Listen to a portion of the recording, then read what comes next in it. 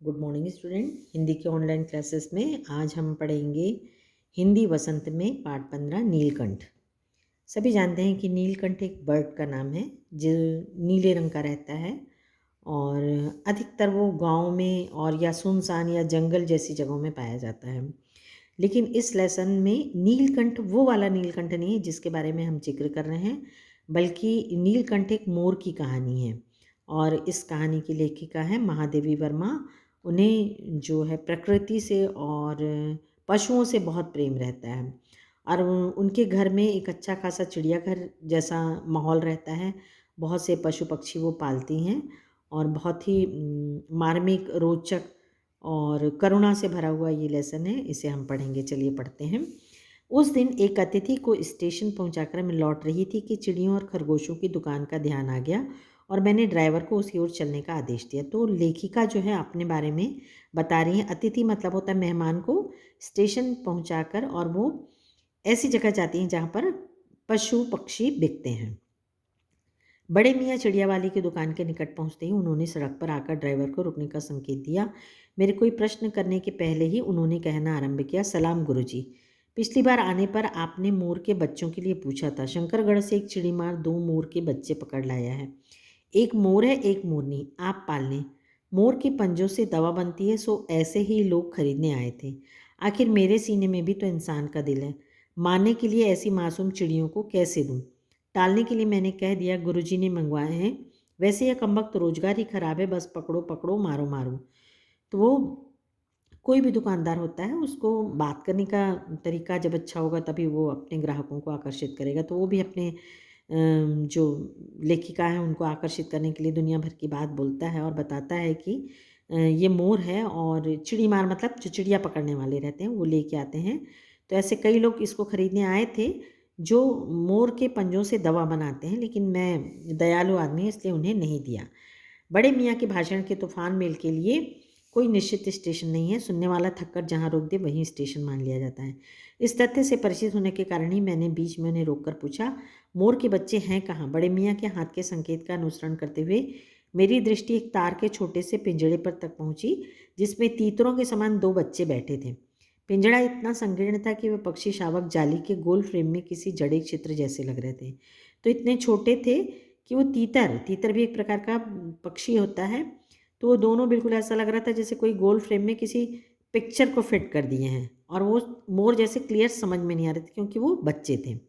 मेरे निरीक्षण के साथ साथ बड़े मियाँ की भाषण मेल चली जा रही थी। भाषण मेल मतलब लगातार बोलना।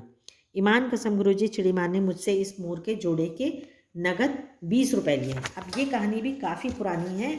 आज तो 20 रुपये में आपको कोई ढंग का चिप्स भी नहीं मिलेगा, तो वो 20 रुपये में उनको वो मोर के जोड़े मिल रहे थे। तो ये कहानी काफ़ी पुरानी लग रही है। 12 कहा भाई, जरा सोच तो, अभी इनमें मोर की कोई अहमियत खासियत भी है कि तू इतनी बड़ी कीमत ही मांगने चला। पर वह मूंजी क्यों सुनने लगा। आपका ख्याल करके अस्ता पस्ता कर देना ही पड़ा। अब आप जो मुनासिब समझें। अस्तु 30 चिड़ीमार के नाम के और 5 बड़े मियाँ के ईमान के नाम देकर जब मैंने वह छोटा पिंजड़ा कार में रखा तब मानो वह जाली के चौकटे का चित्र जीवित हो गया। दोनों पक्षी शावकों के छटपटाने से लगता था मानो पिंजड़ा ही सजीव और उड़ने योग्य हो गया। अब पहले ऐसा लग रहा था कोई चित्र है, लेकिन जैसे ही कार में उसको रखा तो वो जो क्या है दोनों फड़फड़ाने लगे। तो समझ में आया कि हाँ नहीं, ये लोग क्या हैं, सजीव हैं। घर पहुंचने पर सब कहने लगे तीतर है, मोर कहकर ठग लिया, क्योंकि वो तीतर की तरह दिख रहे थे क्योंकि उनके पंख वगैरह नहीं आए थे। कदाचित अनेक बार ठगे जाने के कारण ही ठगे जाने की बात मेरी चिढ़ जाने की दुर्बलता बन गई है। तो जो लेखिका है कई बार ठग चुकी थी, तो ऐसा बोलने से वो चिढ़ जाती थी। अप्रसन्न होकर मैंने कहा, मोर के क्या सुरखाप के पर लगे हैं, है तो पक्षी ही। चिढ़ा दिया जाने के कारण ही संभवतः उन दोनों पक्षियों के प्रति मेरे व्यवहार और यत्न में कुछ विशेषता आ गई। पहले अपने पढ़ने लिखने के कमरे में उनका पिंजड़ा रखकर उसका दरवाज़ा खोला। फिर 2 कटोरों में सत्तू की छोटी छोटी गोलियां और पानी रखा। सत्तू एक खाने की चीज़ होती है जो चना और गेहूं के मिश्रण से बनती है। तो वो अपने स्टडी रूम में ही उन दोनों को रखती हैं और गोली में उनके 2 कटोरियों में पानी और उसका खाना रख देते हैं। वे दोनों चूहेदानी जैसे पिंजड़े से निकलकर कमरे में मानो खो गए। कभी मेज के नीचे घुस गए, कभी अलमारी के पीछे। अंत में इस लुका छिपी से थककर उन्होंने मेरे रद्दी कागजों की टोकरी को अपने नए गुप्तवास करते और रात में रद्दी की टोकरी में प्रकट होते रहे। तो अब इधर उधर घूमते रहे और लास्ट में वो सोते कहाँ थे?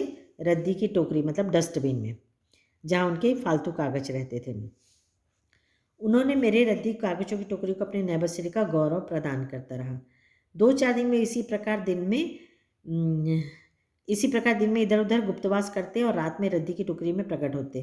फिर आश्वस्त हो जाने पर कभी मेरी मेज पर, कभी कुर्सी पर, कभी मेरे सिर पर अचानक आविर्भूत होने लगा। आविर्भूत मतलब अचानक से सामने आ जाते थे।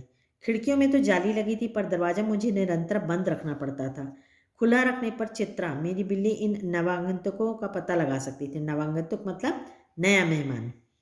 तो और तब उसके शोध का क्या परिणाम होता है यह अनुमान करना कठिन नहीं है। शोध मतलब कि वो देखती कि यह नया है, उसके बाद उसके ऊपर क्या करती? अटैक करती। वैसे वह चूहों पर भी आक्रमण नहीं करती, परंतु यहाँ तो 2 सर्वथा अपरिचित पक्षियों की अनाधिकार चेष्टा का प्रश्न था।